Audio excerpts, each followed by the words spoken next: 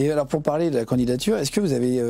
on est trahi en politique, c'est ce que j'ai compris assez vite, mais on a du mal à vraiment l'imaginer, à le matérialiser. Quand on dit vous êtes trahi, il y a des gens qui vous quittent pour aller dans un autre parti, ça se passe un peu partout, on voit. Ils vous préviennent, vous avez une discussion avant, on vous dit tiens, moi il y a ça qui ne me va pas, est-ce que vous le découvrez à la télé, comment ça se passe? Est-ce que vous pouvez donner un exemple? Par exemple, là, ceux qui sont partis, donc c'était une dizaine, hein, pas un ne m'a appelé, pas un ne m'a envoyé un SMS. Ils me doivent tous leur mandat, hein. C'est moi qui les ai fait élire. Enfin, je veux dire, à un moment donné, il faut quand même dire les choses telles qu'elles sont. Je leur avais confié des responsabilités. Et non seulement ils ne m'ont pas prévenu, mais en plus, j'ai appris qu'en fait, ça faisait des mois qu'ils sabotaient l'intérieur de la campagne. Ils restaient pour saboter. Et ces gens, la veille, vous leur dites « Mais tu vas faire quoi? Tu vas partir ?» Mais jamais de la vie, Marine. Jamais. Pas du tout, je reste avec toi. En face à face, ils vous disent ça?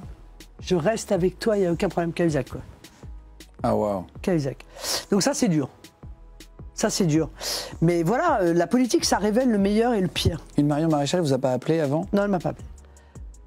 Un Collard non plus? Non plus, non. Wow. Oh, lui, le dernier. Et vous la prenez à la télé? Lui, c'est pire, lui. Lui, je lui dis, il faut que je te contacte, la veille. Hein. Il me dit, je te rappelle, et le lendemain, j'apprends dans la presse qu'il est... il est passé chez mon concurrent. Ah, wow. Bon, bref. Dimanche, Jean-Luc Mélenchon a appelé ses électeurs à vous donner aucune voix. Il l'a répété à plusieurs reprises. Est-ce que vous avez un message à passer à ses électeurs ou à Jean-Luc Mélenchon? Bah, Jean-Luc Mélenchon, non. Juste que sa position est incompréhensible, parce que en réalité, il est moins dur avec Emmanuel Macron au bout de 5 ans de macronisme qu'il ne l'était il y a 5 ans, quand Emmanuel Macron était encore un Macron virtuel, si vous voulez. Il est plus dur, il a été plus dur contre le Macron virtuel que contre le Macron réel. Alors que ça fait 5 ans qu'on voit bien quelle politique est menée, et que c'est une politique qui, évidemment, aggrave considérablement la vie des plus modestes. Donc, son positionnement est incompréhensible. Et moi, je dis à ses électeurs, bah, regardez ce qui s'est passé depuis 5 ans. Regardez la division du pays, regardez la fracturation, regardez, souvenez-vous des Gilets jaunes, souvenez-vous des ordonnances travail, de la réforme de l'indemnisation du chômage, qui est toujours tapée sur les plus modestes, toujours tapée sur ceux qui n'ont pas la capacité de se défendre. Et prenez conscience que moi, j'ai un projet qui est un projet précisément pour le peuple français, pas pour les élites. Pour le peuple français. C'est ça que je viens de leur dire. Qu'est-ce que vous dites aux jeunes qui ne vont pas voter? C'est là, il y en a quand même beaucoup. Oui, alors étonnamment d'ailleurs, des 18-35 ans. Voilà. Ouais. Alors, je leur dis une chose très simple. Les personnes âgées votent. Elles sont très nombreuses à voter. Et moi, je m'en félicite. Je pense que quand les gens votent, il faut les en féliciter. C'est un geste civique, évidemment, c'est important.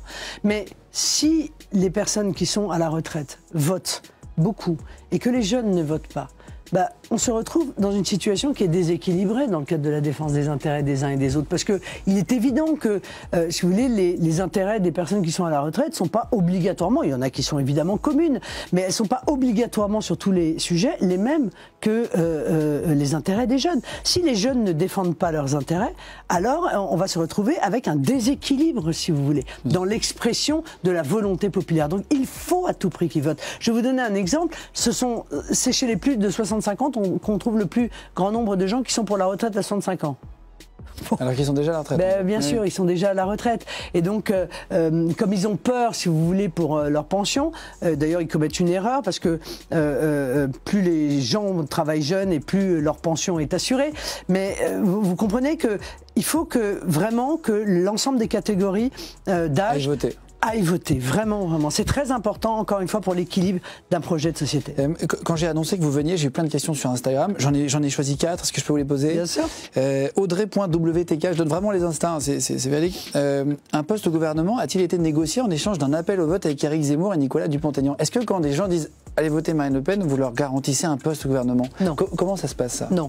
Alors, pour être vraiment honnête, non seulement je ne le fais pas, mais ils ne l'ont pas réclamé.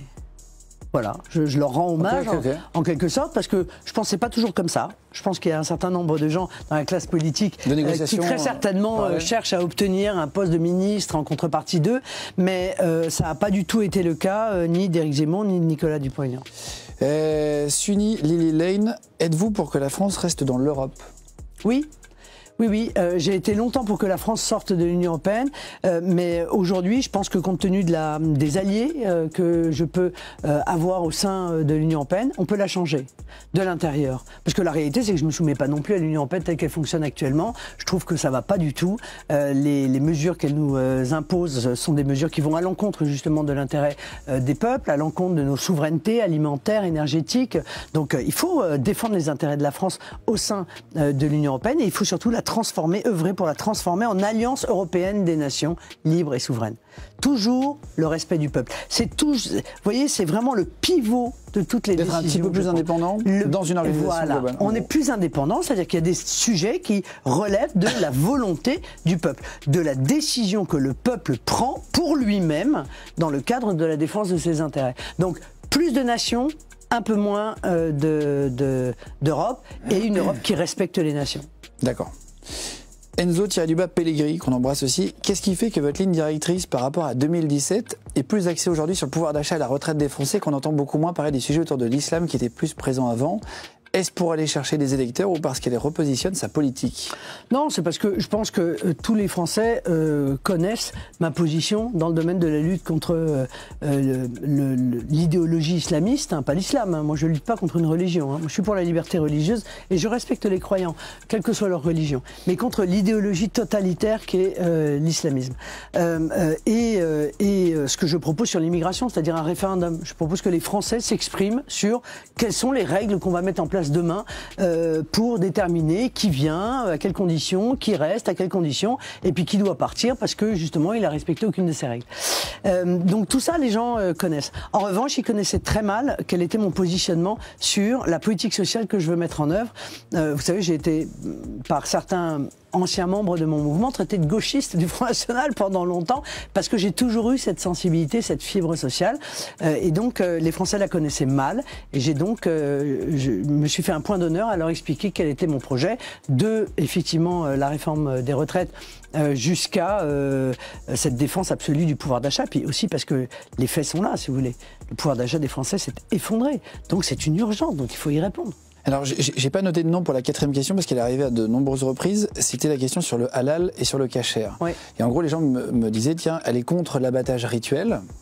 Si je dis pas de bêtises, en gros, est-ce qu'on pourra continuer à manger halal et kasher en France quand on pratique une religion? Je suis pas contre l'abattage rituel, je suis contre l'abattage sans étourdissement. Je pense que une société telle que la nôtre doit vraiment penser au bien-être animal.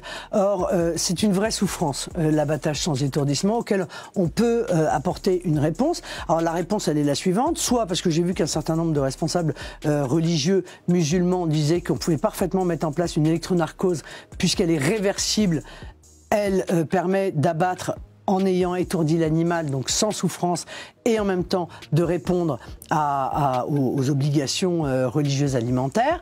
Donc on travaillera avec et on réunira ces responsables religieux.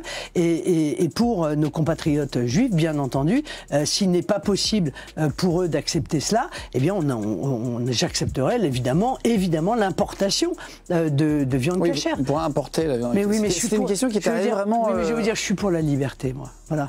Donc quand vous lisez des choses en disant Marine Le Pen veut interdire, j'ai lu n'importe quoi, la circoncision, les écoles confessionnelles, tout cela est faux. Moi, je suis par principe pour la liberté. Et quand je restreins la liberté, c'est parce que véritablement, il s'agit d'un élément de protection du peuple français. Mais vous voyez, moi, j'ai, pendant toute la crise du Covid, d'ailleurs, été du côté de ceux qui défendaient les libertés individuelles, auxquelles il faut toucher vraiment avec la main tremblante.